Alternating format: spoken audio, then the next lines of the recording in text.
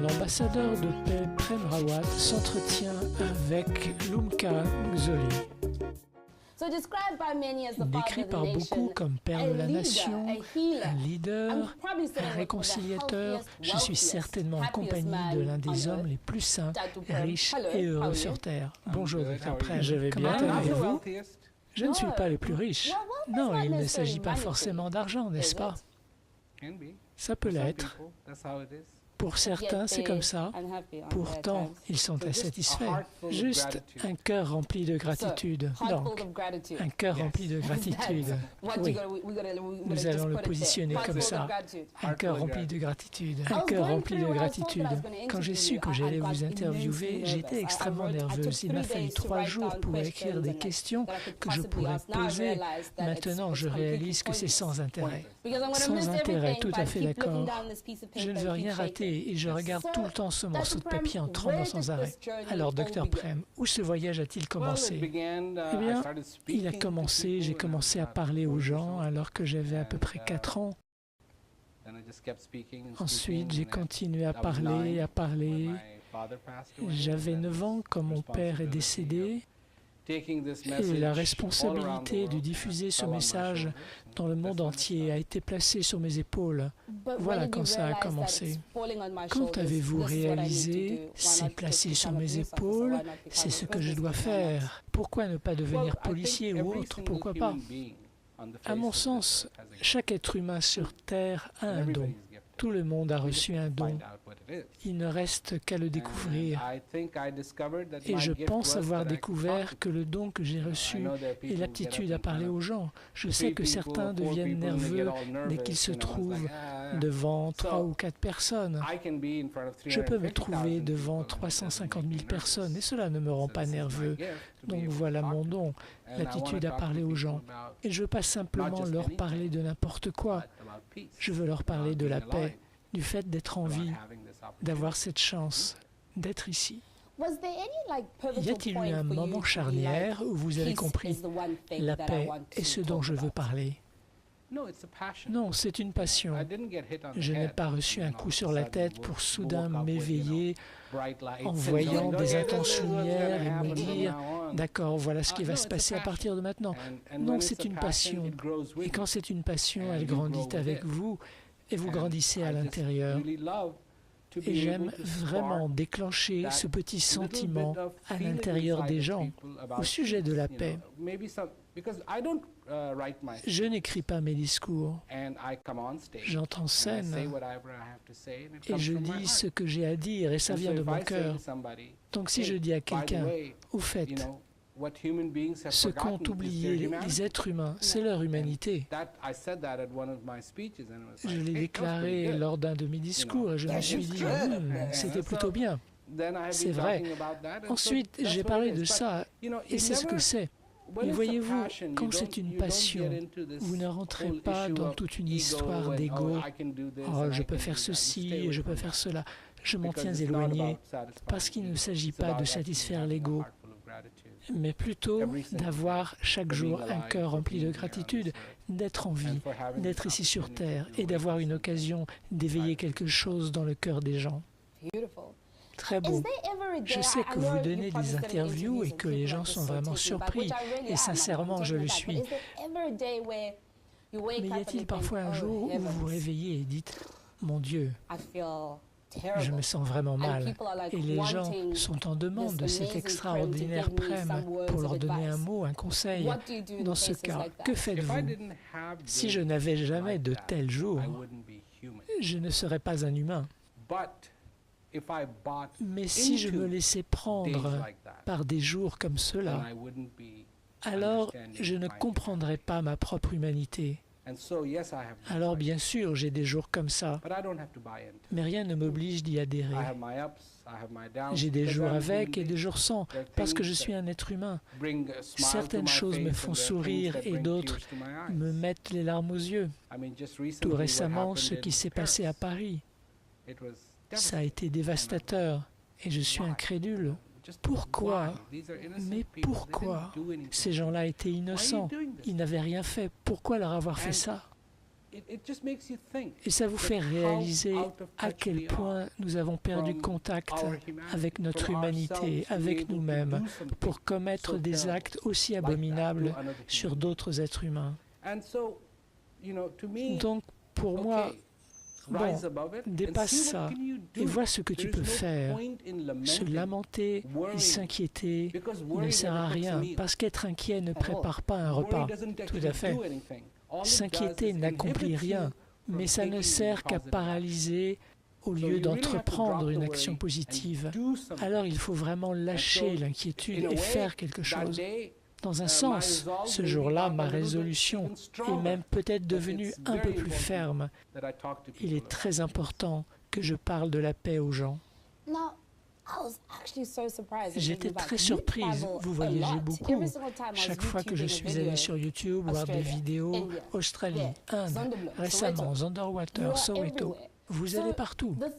Alors, votre processus mental en arrivant dans une nouvelle situation ou un nouvel espace, à quoi pensez-vous? Des personnes en prison, à des gens qui ont vécu des catastrophes? Comment faites-vous en arrivant quelque part pour dire « Bon, je suis ici pour parler de paix, ceci et de cela. Laissez-moi vous sortir de là. » Quel processus est en vous? Au bout d'un certain temps, il faut faire une chose. Commencer à regarder les êtres humains comme des êtres humains, pas en tant que détenus, Australiens, Indiens, Anglais, Américains. Simplement regardez les êtres humains comme des êtres humains. Et où êtes-vous? Vous êtes sur la planète Terre. Oubliez cette histoire de pays. Vous êtes sur la Terre. Une fois que votre objectif est simplifié à ce point-là, que vous avez affaire à des êtres humains, que vous parlez à des êtres humains, vous ne vous adressez pas à des docteurs, des avocats, non, vous parlez à des êtres humains. Alors tout devient simple, parce qu'alors vous comprenez qu'ils ressentent la douleur tout comme moi, ils ressentent la joie tout comme moi, et ce qui est important pour moi est aussi important pour eux. N'y a-t-il jamais eu un moment où vous n'avez pas su quoi dire?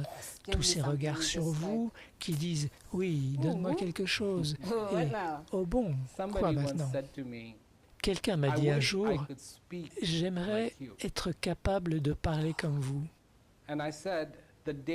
Je lui ai répondu « Le jour où vous aurez quelque chose à dire, vous en serez capable. » Voilà ce qui est important, être relié à votre cœur, en contact avec vous-même. Quand vous l'êtes, vous avez quelque chose à dire. Quand vous l'êtes, ça vient et vous n'avez pas à vous en soucier. L'inquiétude est une chose à laquelle les jeunes comme moi sont constamment confrontés. Sommes-nous assez cool? Pourquoi n'ai-je pas été invité à cette fête? Est-ce que j'ai un problème de dépendance? Peut-être pas. C'est une constante dans ma vie. Alors, chez la plupart des jeunes, c'est l'inquiétude de ne pas être accepté, la peur de ne pas être heureux. Mais encore une fois, qu'est-ce que le bonheur? Dans votre jeunesse, qui vous a aidé à combler le vide en disant « Bon, je suis une personne avisée, tu es clairement une personne agitée, alors laisse-moi te guider dans ce voyage. » Qui fut votre mentor? Moi-même, mon cœur, ma sagesse, ma compréhension. Parce que vous devez réaliser que je voyage depuis mes 12 ans, partout dans le monde. J'ai quitté l'Inde et c'était exceptionnel quand des personnes pouvaient sortir de l'Inde et réellement ressentir quelque chose d'un monde entièrement différent. Je n'étais pas avec ma mère, ni avec mes frères, j'étais seul, voyageant, parlant aux gens. Alors mon mentor devait être mon cœur, la sagesse intérieure, la compréhension intérieure, la passion intérieure. C'est ça qui m'a donné l'énergie et la persévérance d'avancer chaque jour. C'est beau. J'ai mentionné ça à Paul et à Neil, des gens extraordinaires à propos, et qui travaillent avec vous par-dessus le marché. Maintenant, j'ai un gros problème. Je pense que la plupart des jeunes Africains l'ont. Nous avons le sentiment que nous n'avons jamais vu Nelson Mandela. Il a été partout dans le monde, mais il ne nous a jamais parlé. Desmond, oui, vaguement. Puis vous arrivez et vous nous dites, voici le message de paix, recevez-le. Expliquez pourquoi il est important pour les jeunes en ce moment de comprendre ce message. Je ne fais pas la distinction. Personnellement, je ne fais pas la distinction. Je pense que si vous respirez, oui, il est important d'entendre le message de paix. Peu importe, tant que le souffle va et vient en vous et que la vie l'appelle, vous êtes en vie. Et la vie ne fait pas la distinction. Vous êtes en vie, vous êtes en vie, vous êtes en vie.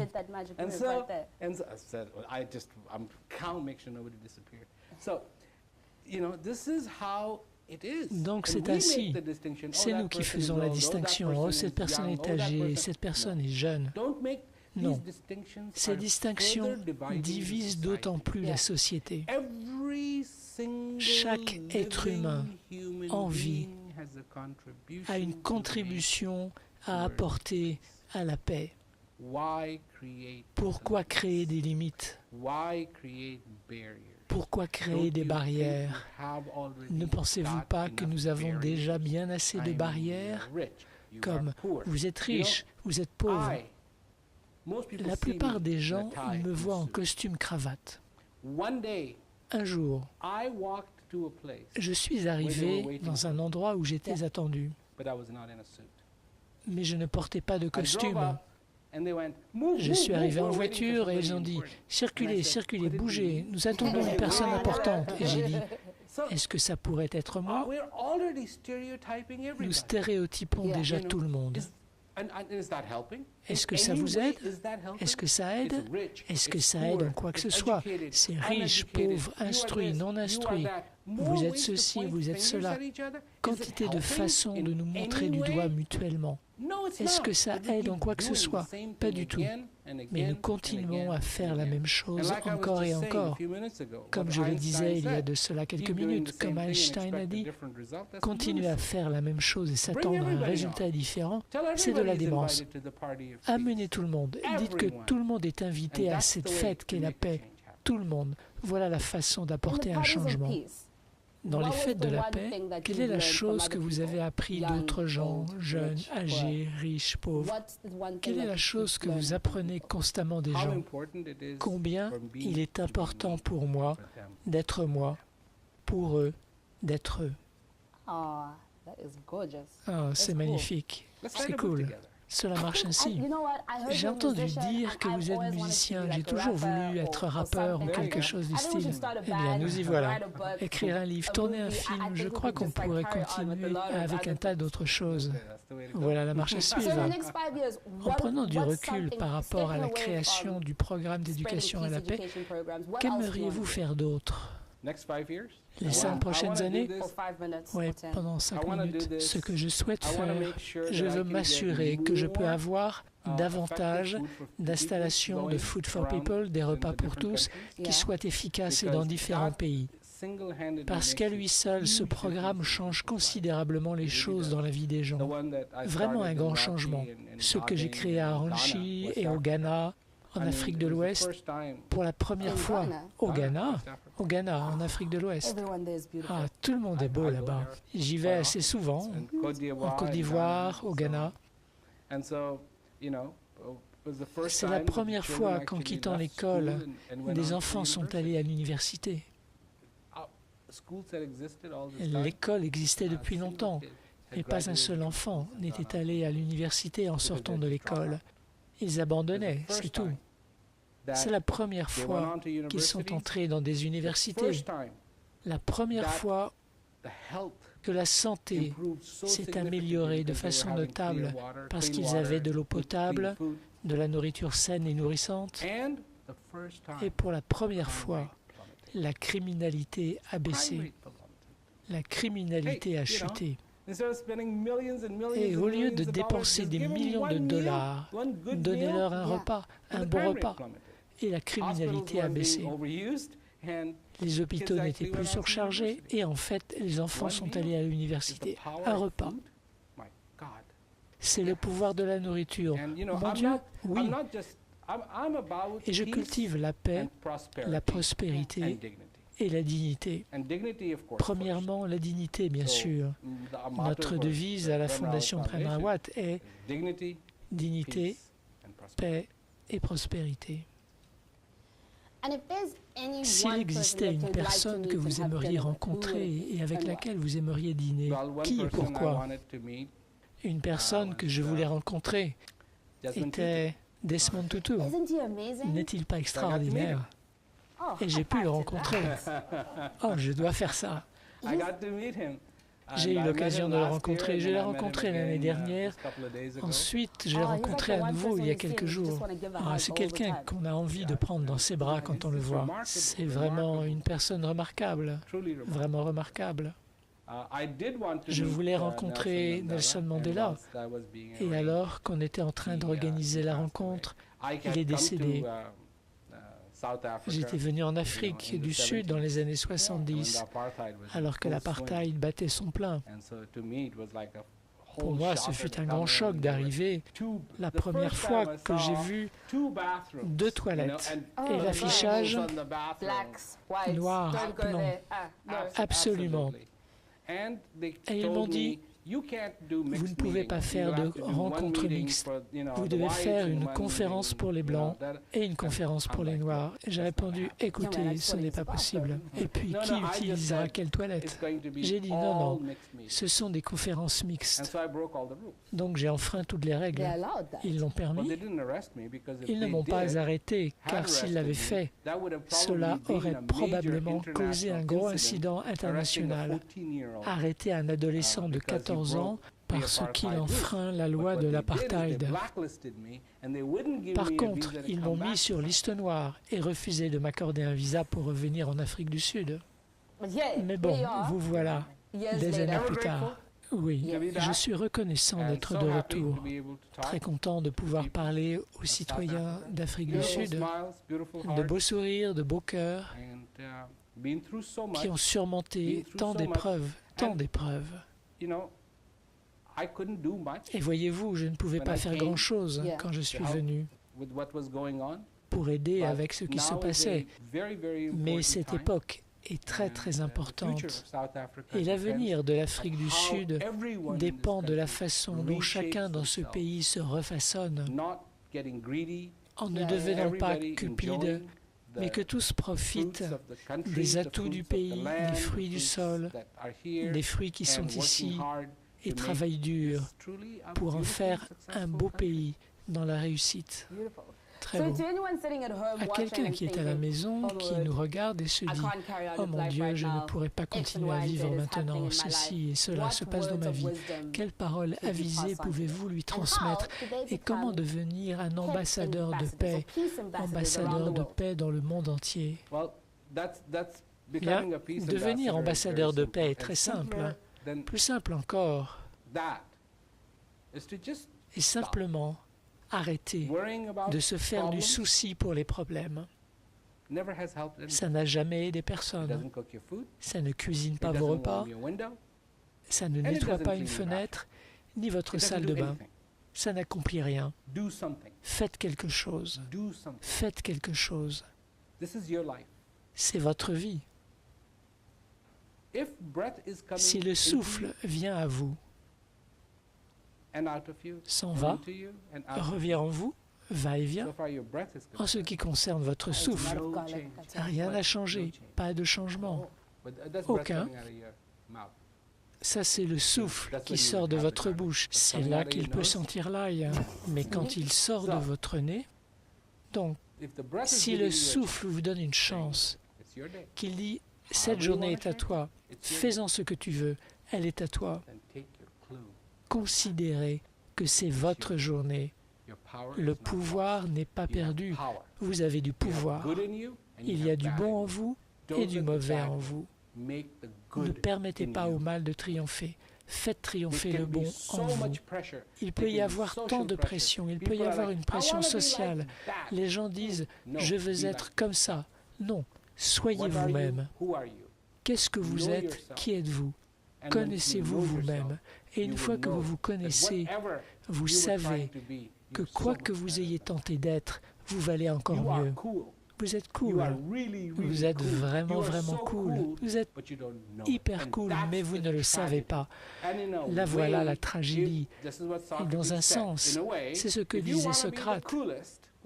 D'une certaine façon, il a dit, si vous voulez être le plus cool, connaissez-vous vous-même. Connais-toi toi-même. Seulement les gens ne le savent pas. Non, ils ne le savent pas. Et c'est ce qu'ils doivent savoir. Et s'ils se connaissent eux-mêmes, ils sauront que rien ne les oblige d'être en agonie. Ils n'ont pas à avoir de la peine, ils n'ont pas à souffrir. Parce que, quelle est la taille de notre problème? Le plus gros problème, quelle est sa taille? Il est grand comme ça. Un problème n'est jamais plus grand que ça.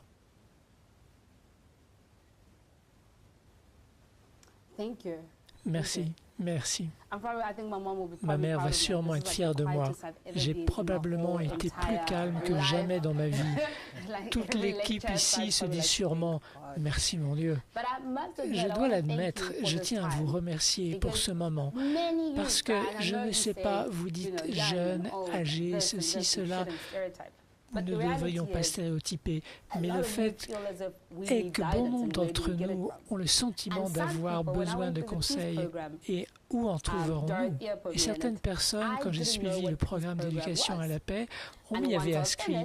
Je ne savais pas ce qu'était le programme d'éducation à la paix. Quand vous y êtes, comment vous débarrassez-vous de la colère qui a été votre moteur pendant si longtemps pour la remplacer par autre chose? C'est un processus difficile, enfin, c'est ce que j'ai ressenti. C'est incroyable. La colère est tout simplement dévastatrice. Elle vous tue. C'est incroyable. La colère, quelqu'un déclenche quelque chose, déclenche la colère en vous. Et si cette personne était en train d'essayer de vous détruire, vous lui permettez de vous détruire, la destruction se perpétue. C'est la question que j'ai posée. Si quelqu'un vous fait un cadeau et que vous ne l'acceptez pas, à qui est ce cadeau au final? Il appartient encore à celui qui a fait le cadeau. Il n'est pas à vous. Si quelqu'un vous donne un problème et que vous ne l'acceptez pas, à qui est le problème dans ce cas? Toujours à cette personne, pas à vous. Ne le laissez pas entrer, ne lui donnez pas de foyer, car alors, il vous détruira. Vous détruira, vous détruira. La haine, voilà ce que ça apporte. Ça vous détruira, vous détruira, vous détruira. Vous ne pouvez pas permettre à l'ennemi de gagner. Vous devez permettre à l'ami de gagner. Et l'ami est votre cœur. C'est lui que vous devez laisser gagner. Eh bien, je laisse mon cœur gagner en ce moment. Encore une fois, merci beaucoup pour votre temps. Je suis en admiration absolue. Je pense que vous allez faire ressentir une immense chaleur à mon cœur, parce que je n'ai jamais rencontré Nelson Mandela. Desmond Tutu, j'aurais sûrement pleuré et lui aurais fait de gros câlins sans même lui parler. Mais là, vous m'avez littéralement donné de la sagesse et l'avez transmise à une autre génération. Je pense que l'importance de ces ambassadeurs de paix dans le monde est de perpétuer ce cycle. Même dans la culture africaine, des histoires raconter en boucle, transmettre la connaissance à la jeunesse. Et en ce moment précis où les choses arrivent pour vous depuis quelques semaines, et j'apprécie vraiment beaucoup ça, parce que vous nous avez donné ce que de nombreuses personnes considèrent comme acquis à notre époque. Merci, merci. Ravi de vous avoir rencontré. Et tout le monde doit se souvenir que l'Afrique est le berceau de l'humanité. Oh oui, et bien d'autres choses, la danse, la musique. Au fait, je crois me souvenir que vous savez aussi chanter. On pourrait faire un remix.